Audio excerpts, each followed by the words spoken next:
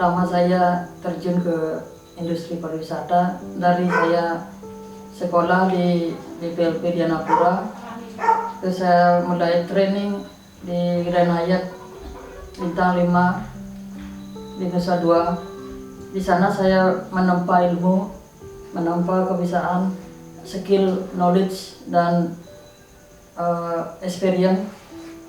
Setelah itu saya terjun langsung di industri food and beverage dan mengambil jurusan tata boga.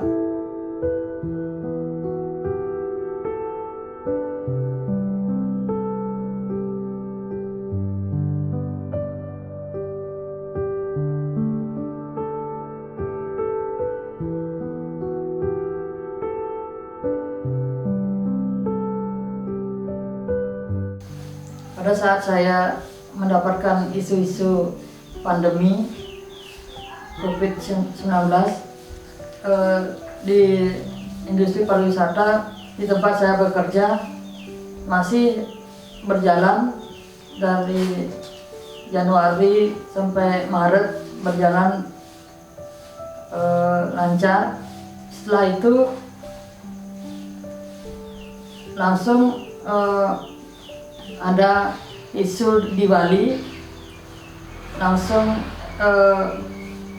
pihak manajemen saya mengumumkan untuk kerja seminggu sekali. Setelah itu saya merasa was-was dan apa yang saya harus lakukan di pandemi ini. Lama kemudian pihak manajemen bertahap merumahkan karyawannya, dan giliran saya pun juga ikut dirumahkan.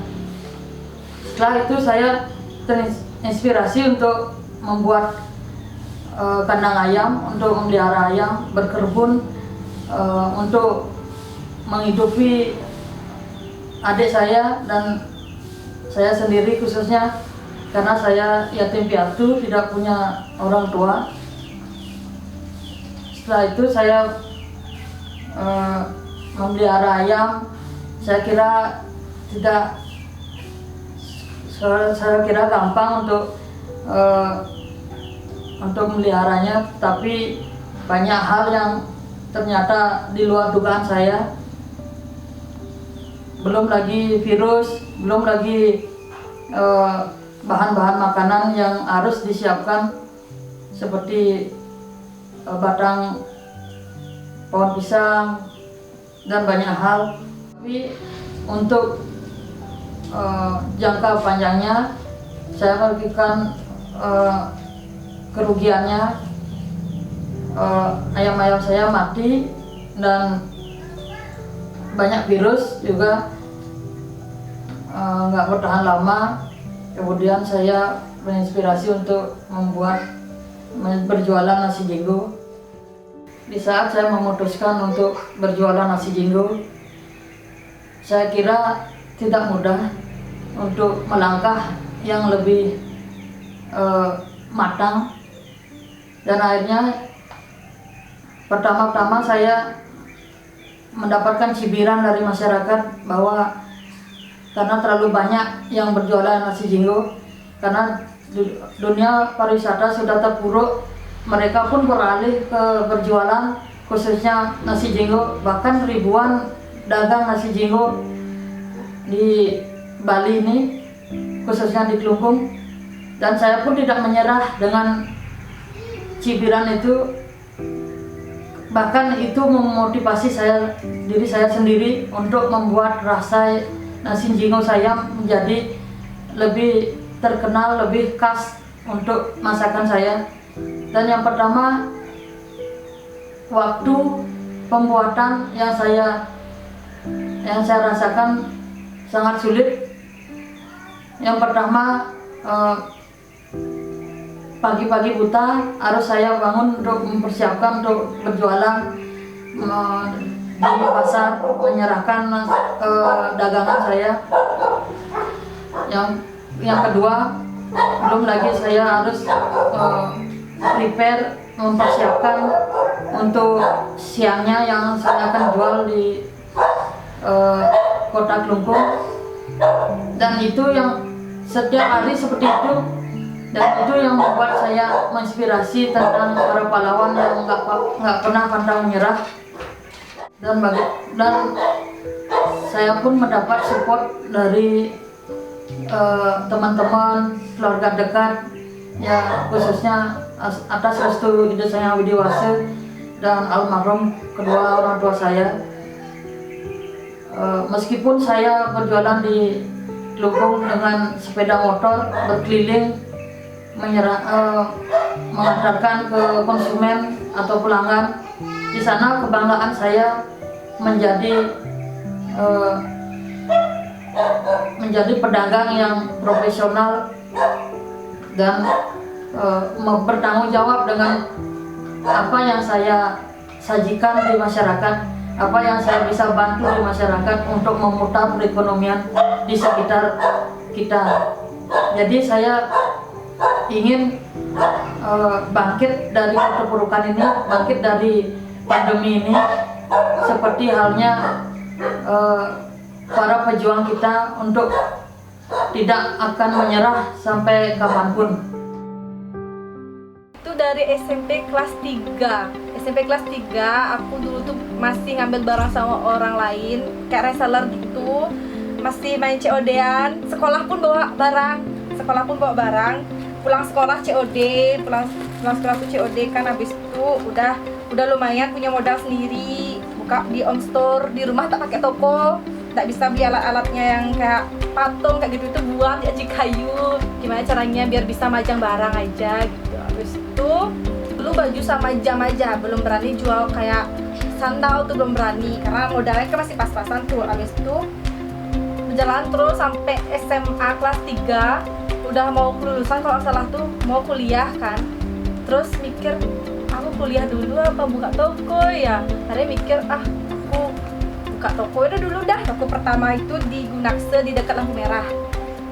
Di sana toko pertamaku. Habis itu bukan pindah sih, buka cabang di Besang depan Dinas Pendidikan, buka cabang di sana. Habis itu pas buka cabang di sana, langsung di cabang Gunakse tuh ada masalah. Akhirnya pindah jadi satu ke Toko Besang. Habis ke Toko Besang, di Toko Besang ada masalah lagi. Di sana cuma bertahan 2 tahun kurang lah. 2019 di sini. 2019 di sini. Dari sini dah mulai kelihatan rezekinya, shopnya baru kayak menonjol banget, dikenal orang. Waktu ini memang udah dikenal, tapi nggak begitu menurut saya. Udah di sini, karena di sini tempatnya juga lumayan kan, karena di pusat kota, pas di jantung kota. Orang-orang bilang ini jantung kota kan, pas di pertengahan. Dari sinilah baru dikenal Bali Shop tuh gitu. Sebelum pandemi, menurut saya itu omset saya tuh lumayan biasa aja. Dan bulan pandemi kan masuknya bulan Maret. Saya ngerasa penurunan omset saya bulan Maret sampai bulan April tuh menurun 70%.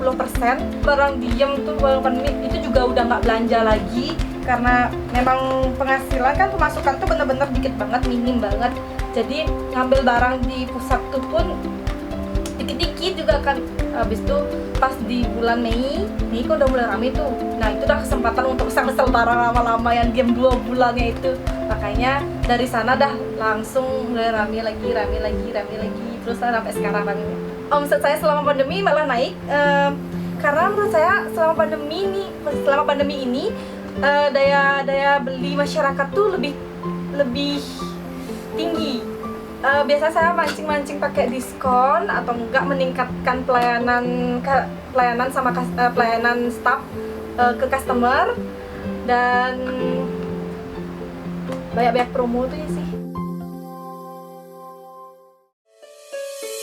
Dimana Pepudahan Klungkung itu sebenarnya terjadi pada saat invasi imperialisme Belanda, yang mana Belanda pada saat itu ingin menyatukan seluruh Nusantara di bawah kekuasaan Belanda.